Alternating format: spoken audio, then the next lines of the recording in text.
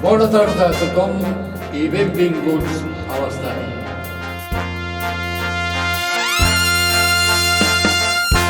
Bueno, pues primero de todo, vamos ya al grano, David. Eres el único periodista español que votó por el Balón de Oro. La pregunta es muy fácil. ¿Cómo funciona todo ese proceso? ¿Te envían un correo y votas y ya está? ¿O cómo es? Bueno, sí, al final yo tengo la suerte de trabajar desde hace años con la revista France Football como miembro del jurado del Balón de Oro femenino.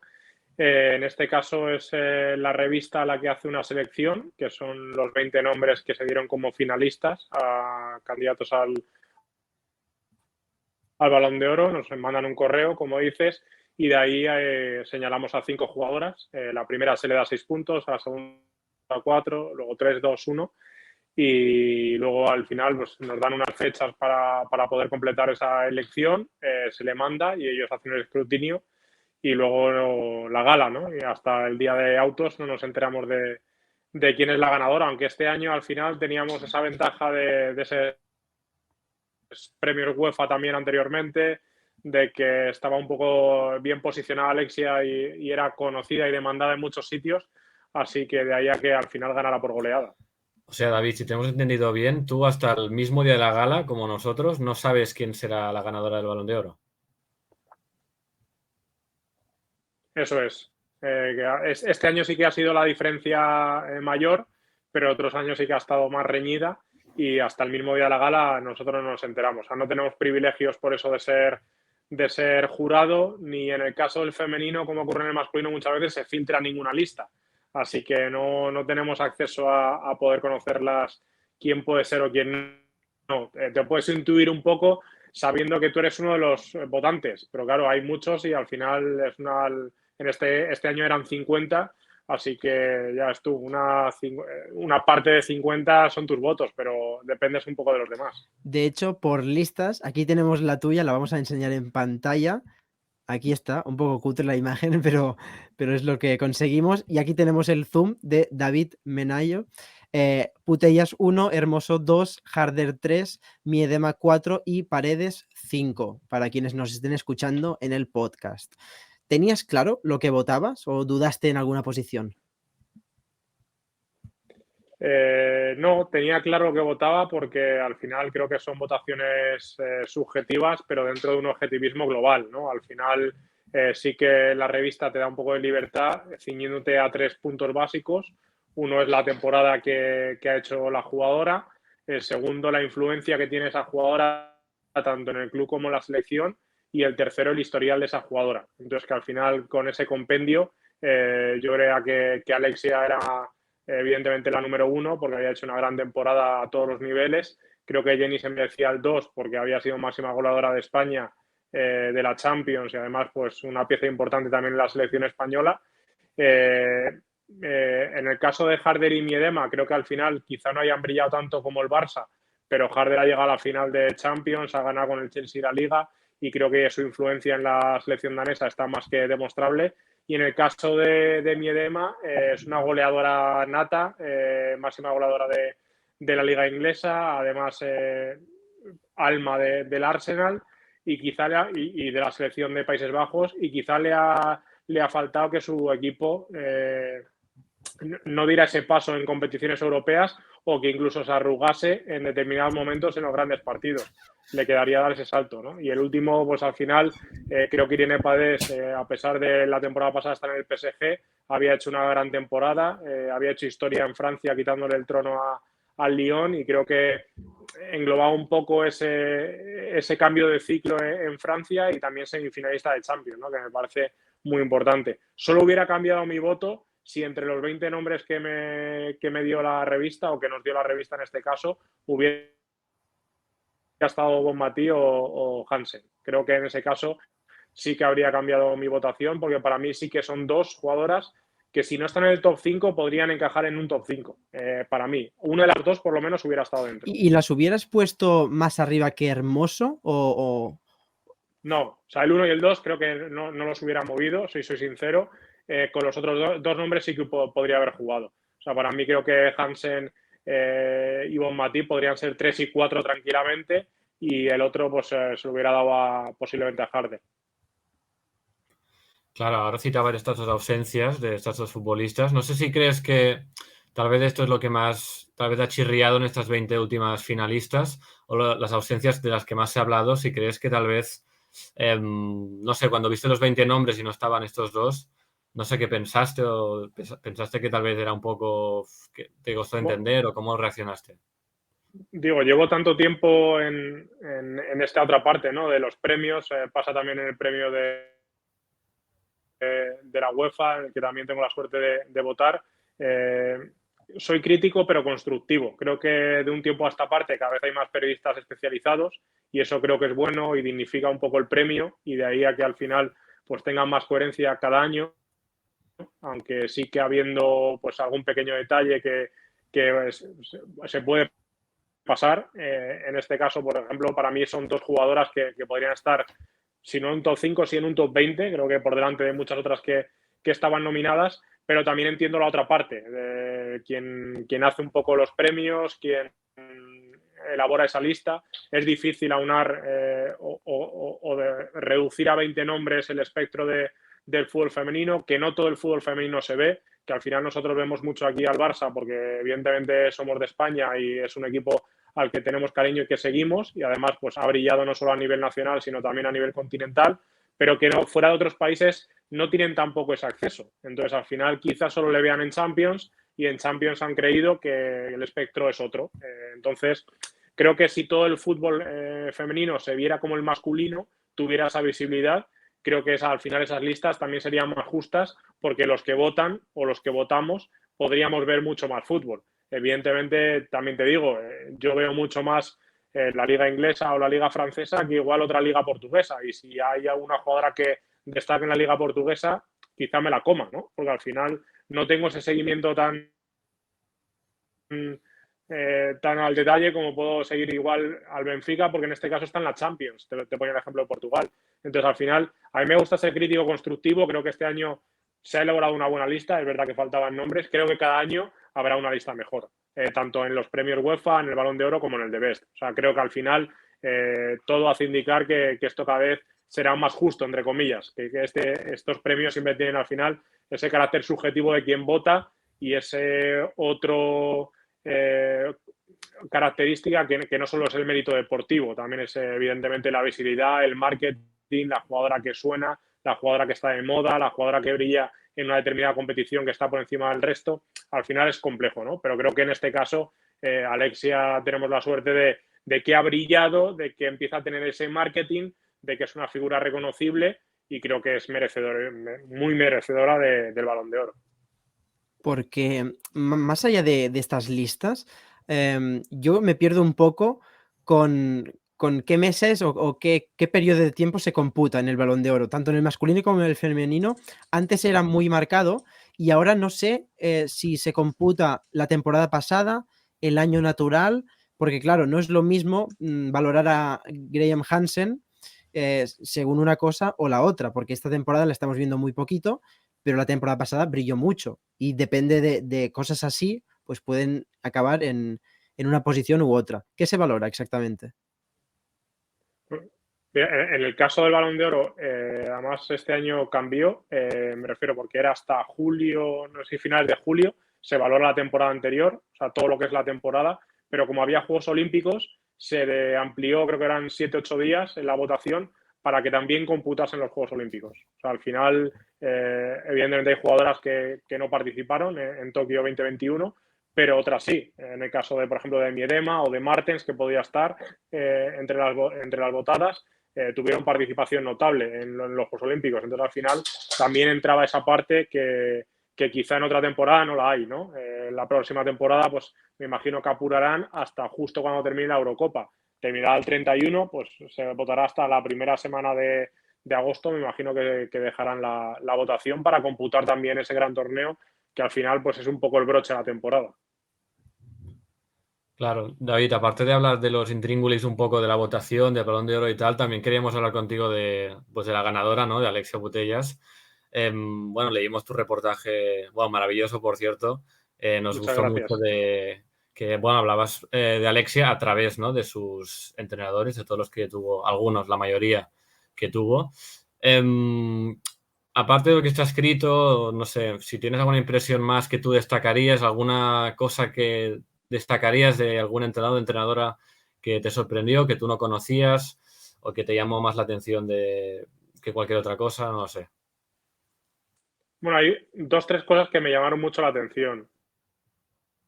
Primero, que todos los entrenadores, desde su infancia incluso, destacan la madurez de Alexia. Creo que cuando alguien que no conoce a Alexia o no conoce su historia sabe que hay un capítulo muy marcado, que es la muerte de su padre. Evidentemente eso, pues, siendo tan joven, en su caso adolescente, pues te marca mucho, te afianza una personalidad que ella ya tenía. Es decir, eso te crea madurez de golpe, pero es que Alexia ya era madura antes incluso de ese capítulo, ¿no? Entonces, al final, tener esa madurez en un niño, o en este caso una niña, que se está convirtiendo en futbolista, a mí me parece espectacular y creo que abre las puertas a que pueda tener un gran futuro. Luego, evidentemente, es el trabajo que es incansable y que es intachable, y me llamó la atención mucho el caso de Antonio Contreras, en su época de entrenador del Levante, el trabajo que incidió en trabajar la derecha.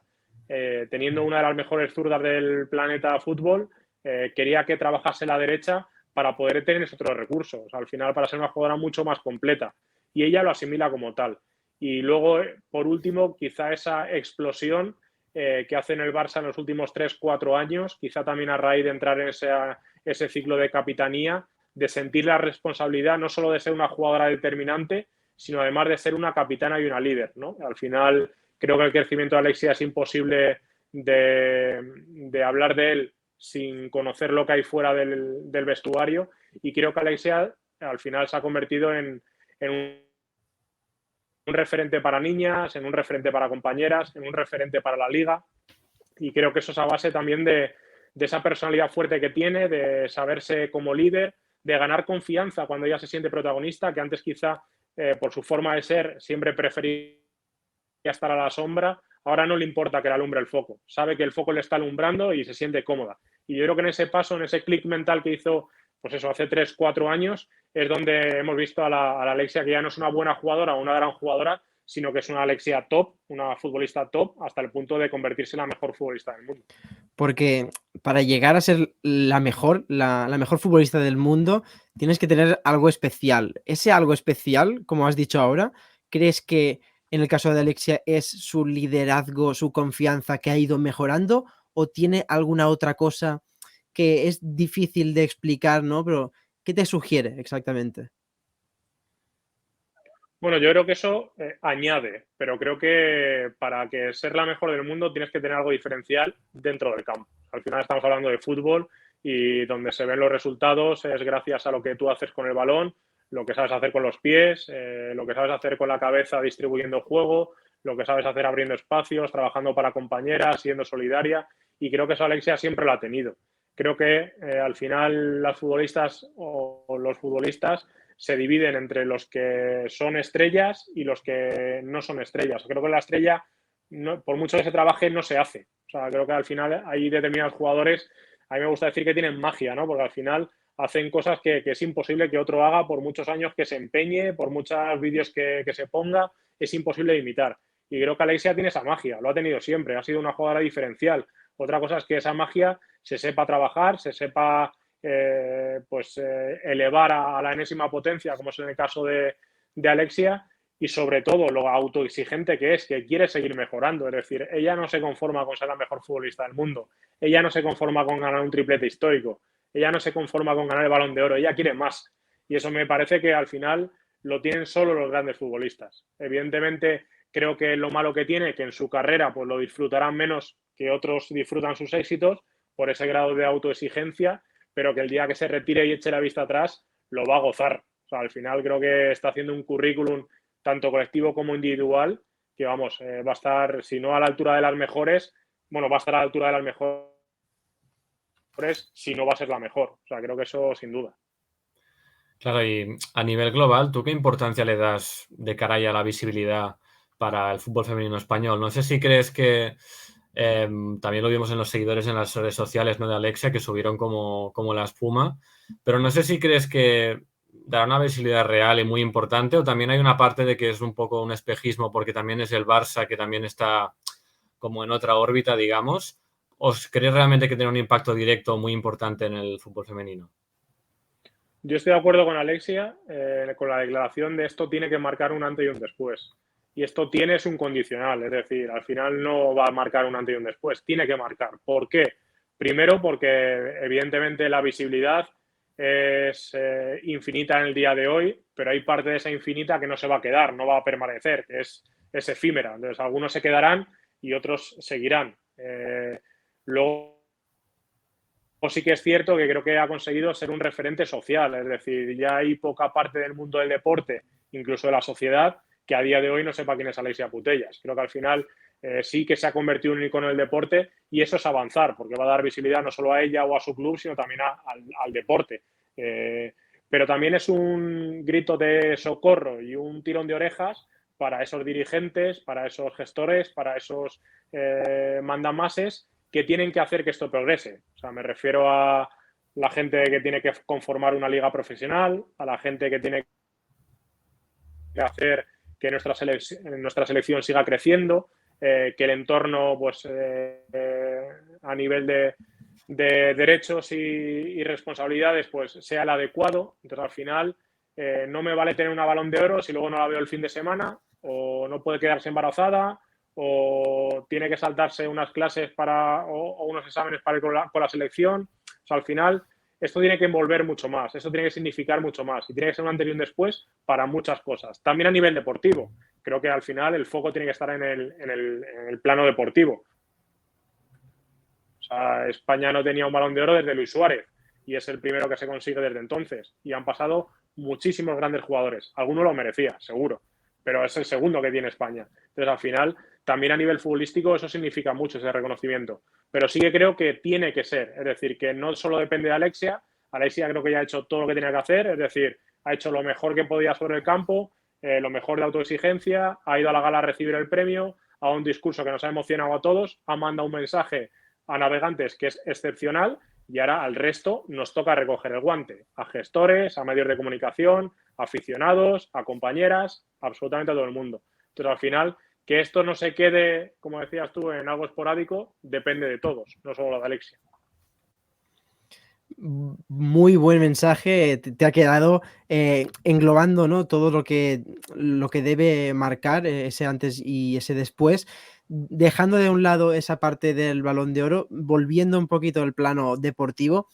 Si hablamos de la Champions, que todavía quedan por determinar algunos grupos de la fase de grupos, como el Chelsea, el Wolfsburgo, Juventus o el Bayern de Múnich. El único posible rival, que es ahora mismo el Real Madrid, pero que ya se verá. ¿Cuál consideras que es el rival a evitar en esta Champions para el Barça, ya sea en la próxima ronda o en las siguientes? ¿Y es favorito absoluto o ves algún otro rival a ese nivel? Yo sí le veo como favorito absoluto y creo que no es suficiencia si pienso que en el vestuario pueden pensar que les da igual el rival. Es decir, creo que están dispuestas a jugar contra todo el mundo, que les da igual hacer frente a cualquier equipo. Evidentemente creo que el que más fuerte por historia o por sensaciones a día de hoy es el Lyon y el PSG, ¿no? Los rivales franceses a mí serían, si fuera del Barça, los que más miedo me darían a una doble eliminatoria. Porque un mal día te pueden colar 3 goles y al final es difícil una eliminatoria de remontar. Pero veo tan superior al Barça respecto al resto a día de hoy que es lógico que tampoco piensen en el rival que puedan tener. O sea, tampoco creo que el Barça piense, prefiere un camino más fácil o un camino más difícil. Creo que el Barça lo que está pensando es cómo mejorar su proyecto. Es decir, cómo hacer el equipo mejor, cómo dosificarlo para llegar en este caso al 31 de julio con todas las jugadoras operativas, cruzar los dedos para que no se lesionen, mirar en el mercado qué se puede mejorar, pero a día de hoy no creo que piensen en esos cuartos de final. Queda mucho para el mes de marzo. Entonces, al final, le va a dar igual el rival que le toque y luego a partir de ahí, pues al final, cuartos, semis y la final. Te la vas a jugar toda a una carta, ¿no? Entonces, al final, Tampoco creo que estén pensando en rivales a evitar. Para mí serían los franceses por físico y calidad. Y bueno, el Chelsea creo que también es un equipo que ha mejorado respecto a la final del año pasado y que podría tener ese plus de poderlo evitar en semifinales, ¿no? Pero creo que va a estar ahí. Ojalá veamos al Barça caminar sobre su senda, que eso será buena señal de que están haciendo las cosas bien. Y vamos, están llevando una temporada sobresaliente y van a por la matrícula. Y ya para ir terminando, si ya vemos los planos de futuro de esta Champions, también tenemos que hacerlo con la Eurocopa del próximo verano, David. Si este Barça lo ves como claro favorito a la Champions, el gran bloque del Barça va a la selección española. ¿Cómo ves a la selección española para la Eurocopa? La pregunta es fácil también. Lo veo como favorito. Creo que hay diferentes candidatos. Es verdad que no es el favorito absoluto. Tampoco te diría uno. Creo que hay una nómina de 3, 4 favoritos. Pero sí que hay equipos, por ejemplo, como Alemania, que lo vamos a tener en la fase de grupos, que no solo es un buen bloque, sino que tiene experiencia. Creo que a España le falta esa experiencia de dar un golpe en la mesa y decir, pues también ganamos a Alemania, podemos ir a por todas. Porque al final entre las favoritas, Alemania, Inglaterra, Francia y Países Bajos. Yo me muevo junto a España en esa horquilla. A Países Bajos se la ha ganado, entonces nos hemos quitado ese complejo. A Inglaterra siempre nos cuesta, pero también se la ha ganado. Es decir, podemos hacerle frente, pero ellos tienen a favor primero la historia y luego que juegan en casa, que creo que va a ser un factor importante. En el caso de Francia están un poco como nosotros. Son un buen bloque, quizá algo más disperso, menos equipo, pero buen bloque a nivel individual, pero siempre pegan el patinazo en un gran campeonato, alguna vez no lo harán y llegarán lejos. Y luego Alemania, que tiene las dos cosas, un gran equipo, una gran experiencia y creo que está bien trabajado, ¿no? Entonces al final va a estar ahí en esa horquilla, pero sí que creo que a la selección, a diferencia de otros campeonatos, se le debe exigir estar ahí. O sea, creo que como pasó en el Mundial, te puede eliminar un futuro campeón, pero no vale patinar como nos pasó en el 17, de perder contra Austria, una Austria en cuarto de final, que era, vamos, una guinda al pastel y encima no saberla meter un gol y perder en los penaltis, ¿no? Después de hacer una mala fase de grupos. Creo que esta España es otra España.